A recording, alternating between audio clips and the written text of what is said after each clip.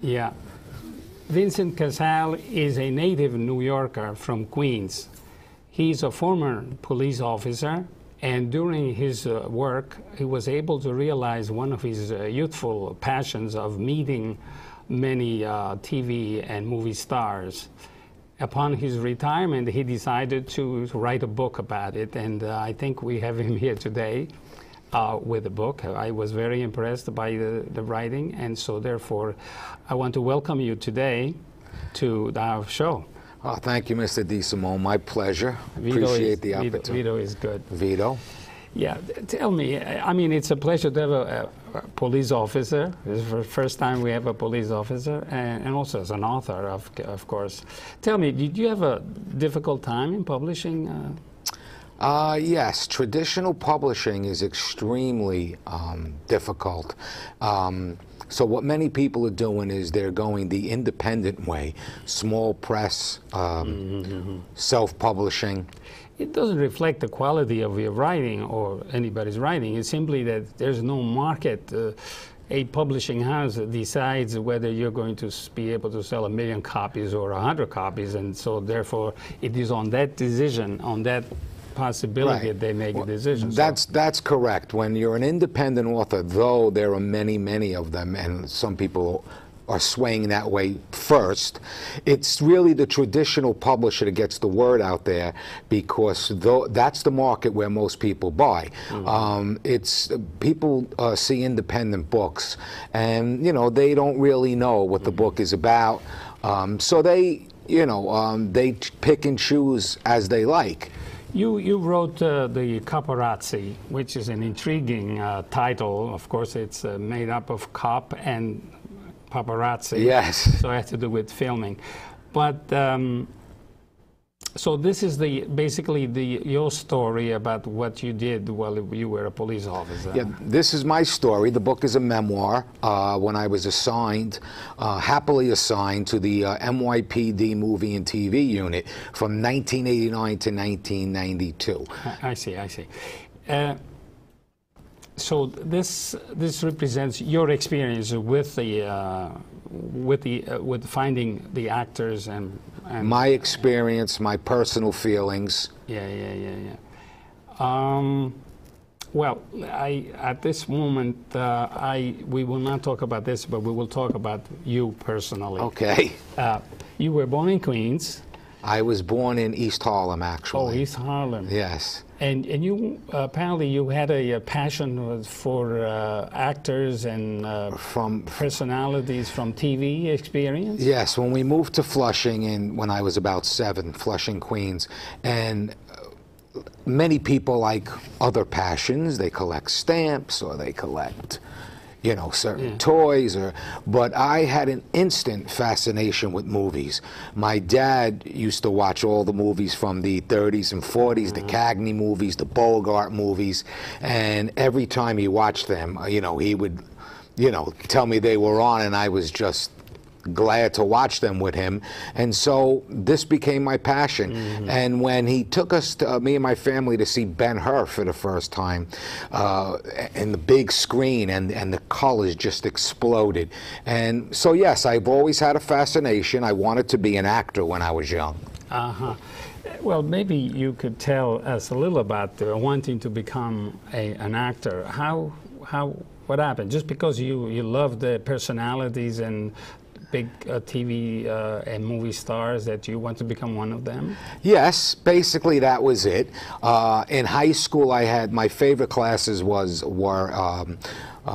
reading a novel and theater class, and in my generation, in my neighborhood, a lot of people geared towards their unions and real jobs. So when my high school teacher encouraged me to go into acting, I did not have the nerve to do so. And after high school, I actually snuck off from my neighborhood, and I had joined the HB Studios downtown on Bank Street in Greenwich Village. And again, I just felt that now it was time to go the neighborhood way and get a real job. And but in the book itself, you vaguely refer to writing also. You don't dare to say, I began to write poetry and all that. But one sentence or two, every once in a while, it appears that the reader finds out that you had also an inspiration or you wanting to become a writer. When did you begin to write? I began to write when I was very young. When I was about 13, I wrote a play, you know, and of course it was amateurish, but, you know, I showed it to some family members, and so there was the passion there. And as I got older in my teenage years, late at night I would sit at my dining room table and I would just write some short stories, write, you know, what was on my mind. But I never did show those longer pieces to anyone because writing is so personal.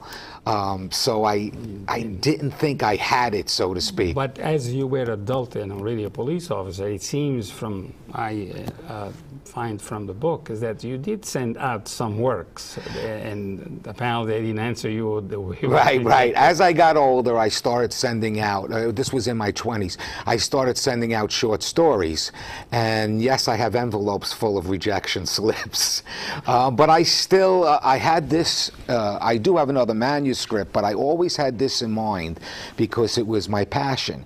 I combined my professionalism and my passion for movies, and I thought it would be so interesting marrying the two, and so I did that. I took notes over the years, and I collectively... But picking up on the acting thing, you, in fact, tried to become an actor. You did go to California for this reason? I did go to California with my uncle. So you did take some action. I did take some action, but it wasn't the intention for other people wasn't that I was going to California to be an actor. It was just after high school, I didn't go to college, and so my uncle invited me to California. But once there, yes, you know, he tried to gear me towards acting classes. He knew some people, as you read in the book, some character actors. But what discouraged you to give up so soon? Because I was only 18 years old, and I really missed New York. I missed my family. I missed my friends. So I came back to New York. New York is a different life.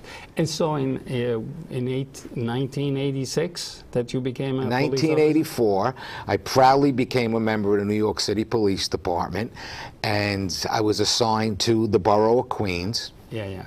So you became a police officer. Why a cop? Well, because I really had no direction other than maybe bartending, driving a cab. I had no college experience, and you know, it's a fascination, I think, for young men or boys to want to be a policeman or a fireman. Yeah, I remember in high school, whenever a boy or somebody said, I want to become a police officer, or I'm becoming a police officer, we all watched in awe that this fellow was becoming a police officer. It was always with that heroic, almost feeling, you know, that the police officer is somebody special. Yes, I mean, it was always when you saw a police car come down the block or standing on a corner, there was that special feeling. So that drove you to become a police officer? Yes, I took the test in 1983. I was called a year later, and so I began my career as a police officer.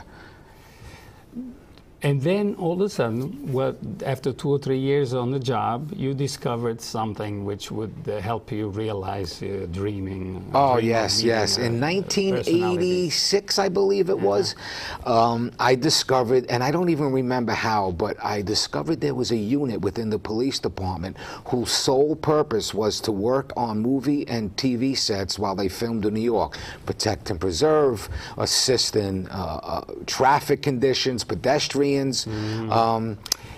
So So what did you do in order to obtain the assignment to this movie section? You mentioned a very touchy sort of, it's innocent the way you say it, and I'm sure you do not say with trying to expose the police department in any way. But you were saying in the police department, if you want to transfer, you have to go to you have to find a hook or a rabbi.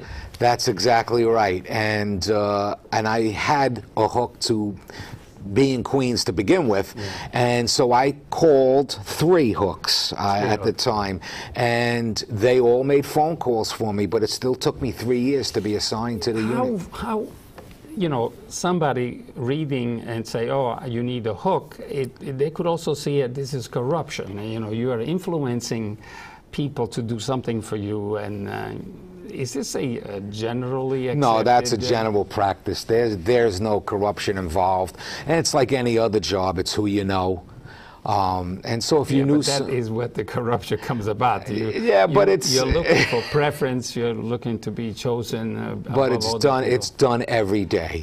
You come up in a very innocent way and say, just to be even funny, that you need assisting. Oh yeah, everybody does. If you want to rise from the bottom up. Except unless you take a civilian test, civil service test. Most people that move around... You don't see it as a... No, I don't see it as corruption. Absolutely not. No.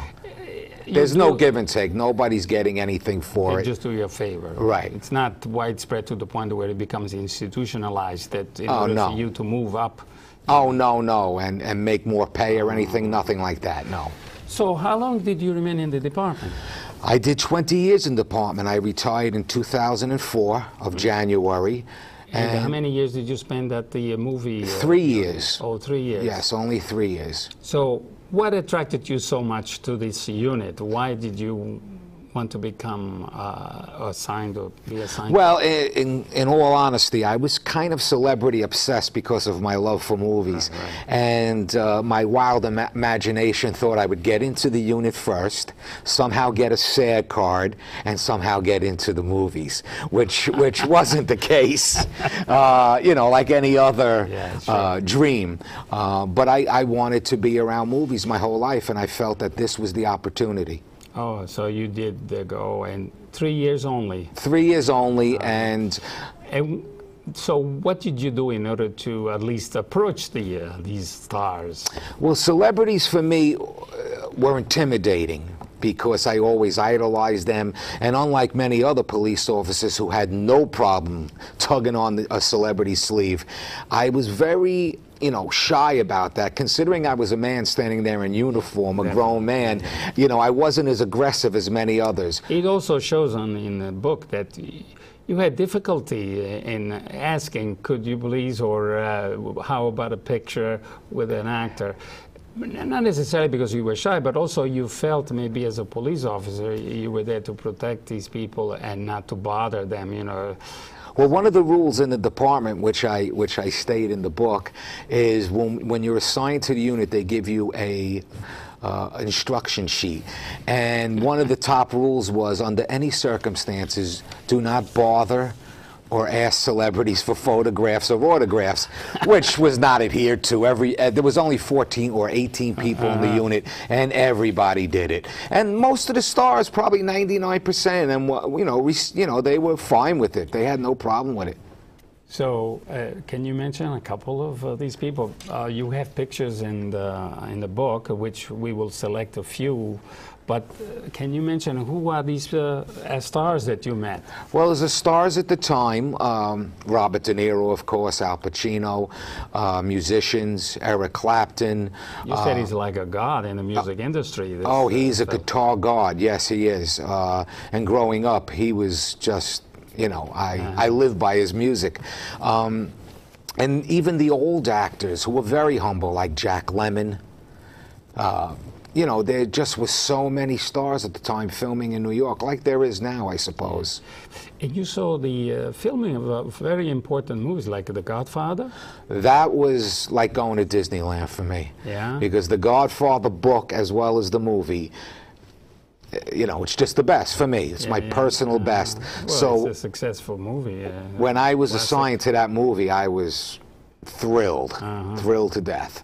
And yeah, it was one of my better experiences. You also, while the film was going on, danced in Washington.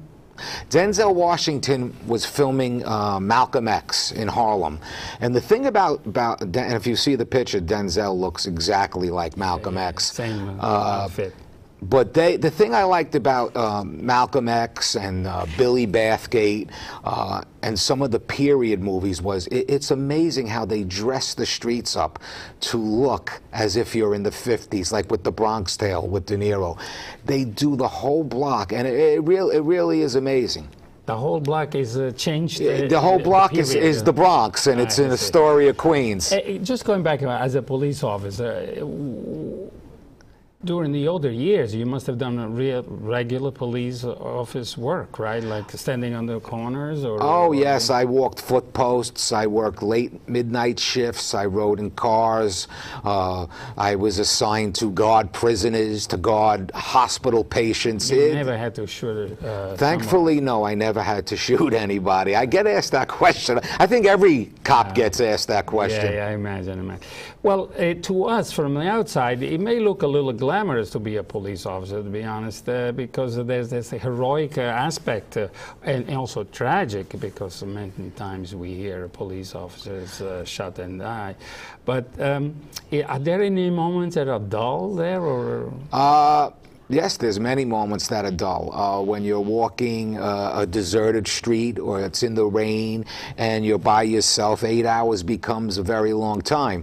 When you're in the hospital guarding a prisoner, there's only so many newspapers you could read, before you want to be relieved. But yes, I mean, the thing about being a police officer, though, is on a moment, it could change on a dime. You could be parked having coffee, and then something can come over the radio, and you got to respond, and your heart starts to flutter, you know. Let's go to the book itself now. Sure. You have, well, chapters. They are not chapters. I call them scenes. Tell us a little about the structure of. Yes. You divide them into chapters. They are scenes. Right. I guess it's an imitation of filmmaking. Right, of a script. Yeah. Right. There are scenes, but then there are also what I thought they were like takes, extra takes, because the chapter is divided into either 2, 3, or 4 sections. Yes. It's divided into, if it was the same time period, like spring, it would go from one movie and then divide itself into another. I see. It's well, a movie, or at least it's a progression of a movie, right, rather than. Okay. So you said this is a memory or a chronicle. You mentioned there's a chronicle of some events. Yes, I kept it as. I didn't start out as a memoir. I kept little notes on pieces of paper or in a journal. And years later, I originally was going to write the book as a table book with just pictures and little captions underneath. I met so-and-so on this day. He was nice. You did and then I said, you know what? I'm going to combine my personal feelings, my obsessions. It's like a coming-of-age story, really, because I was in my 30s, and I still hadn't really grown up to the point where, I knew this was not good already, got to go to real life now. But I kept these things, and I decided to combine the two. But how did you start taking pictures? I mean, you kept a camera with you? Or we always carried cameras in our back pocket. Every police officer in the unit did. And like I said before, some were more aggressive than the others, and they actually started me off. They would ask for me, which was a bonus, because I didn't have to put myself on the line for rejection. So, that's the way it worked. I didn't collect too many autographs because I didn't want to impose a second time. So you were hesitant. So I was mostly for the pictures. I see. And your image of an actor, or even a cartoon or character, right, had a mystique, had a mystery to it as you were growing up. But when you saw the actor in the street and acting and the movie making itself, did it change you, the impression that you had of the mysterious way of that the story is being told from a movie, and then you saw it in the street being faked out in a way? Because yes, absolutely, because there's so much involved, which is interesting, but it's not all red carpet. There's so much involved in movie making, from the gaffes and the electricians and the best boys. And so it diminished you the admiration that you had for an actor because you met him in person, because he was there drinking coffee while waiting or waiting all day. That was actually helpful, because to diminish the perception was a good thing for me. And then you would watch a movie in the theater and you would be distracted. I was there, and the actor really wasn't standing there. It was his stand-in, and it became a distraction to actually watch a movie. So in other words, it did not help you in appreciating a movie, but the art of movie making, you must have discovered that that's something, it's a real art. It's a real art. The admiration I have. Faked, oh yes, I've been on many sets where directors such as Martin Scorsese and Francis Coppola, just to watch them, how they work the camera and how everything is hushed, and it's an art. It's extremely difficult. But in a sense, though, it kills that fantastic admiration for a movie or for. It does. Unless you admire the person in the art. I was working in Astoria Silvercup Studios, and the gossip at the time was that Francis Coppola was changing the script by the day, and that's what you read in the paper. And then I happened, it has this dressing rooms in the studio. I happened upon a dressing room with a door ajar, and he didn't even know I was standing behind him. I wasn't in the room, and there's Coppola on his typewriter trying, and I just knew he was doing the scene. And I was in such admiration that someone would have that mind to go in there and try to make, perfection out of what he didn't have in his mind yesterday, perhaps. Okay, talking about the actors, let's see our audience some of the pictures that you show. Obviously, there are many more, and I imagine you have still more. I have about 200 photos collected. 200 photos of different actors, TV stars. Which would you like us to show? You said Al Pacino. Well, Al Pacino. 42. Maybe we can see if we can. Top right. So Al Pacino. Al Pacino was the man for me. Him and De Niro were as a wannabe actor, they were to me like Brando was to James Dean. Al Pacino, again, if you go back into this one, the other one, yeah, there he is.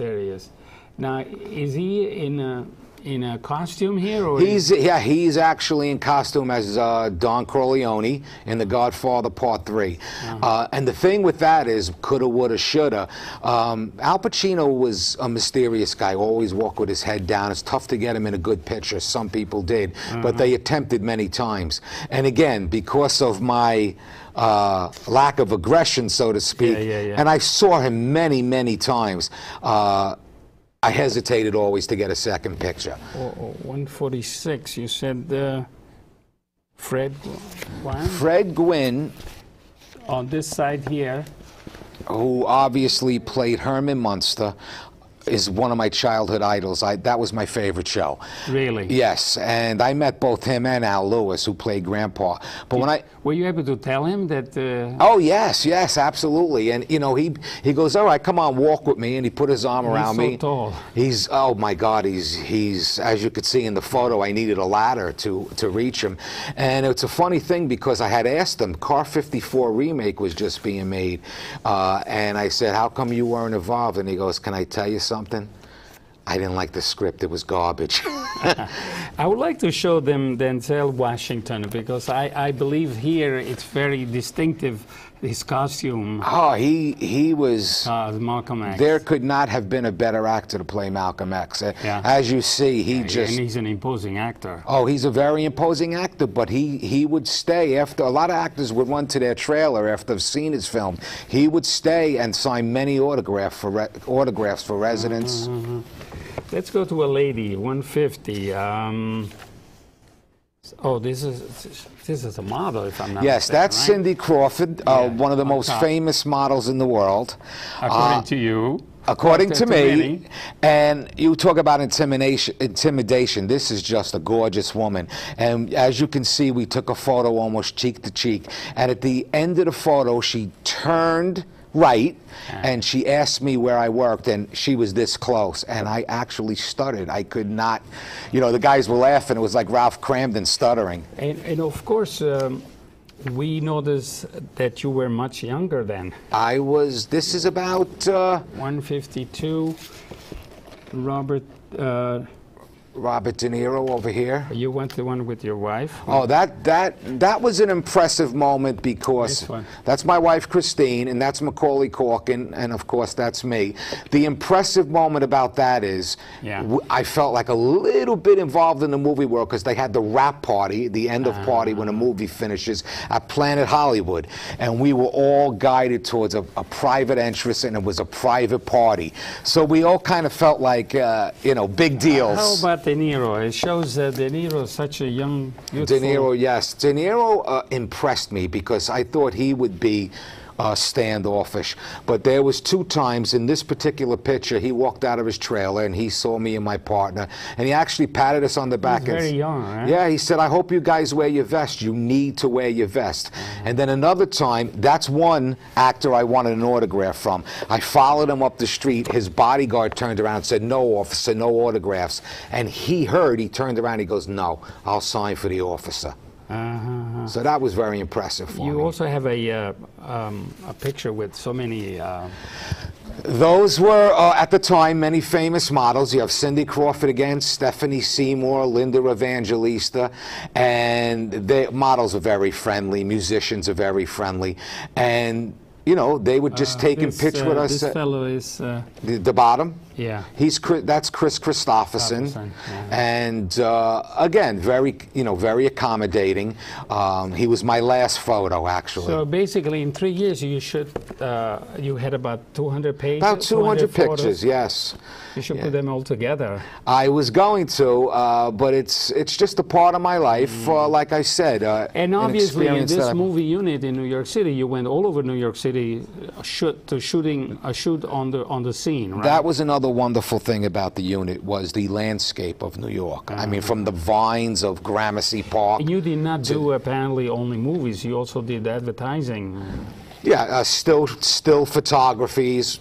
That's where we met Eric Clapton. Well, this was an interesting book. I enjoyed it, and I appreciate that. And I hope you have a great success with this. Maybe they can make it into a movie. Meanwhile, the time is gone, and I would like to thank you for having me. Thank you, Don Vito. Don Vito. Appreciate it. Really means a lot. Thank you very much. Bye-bye. Take care.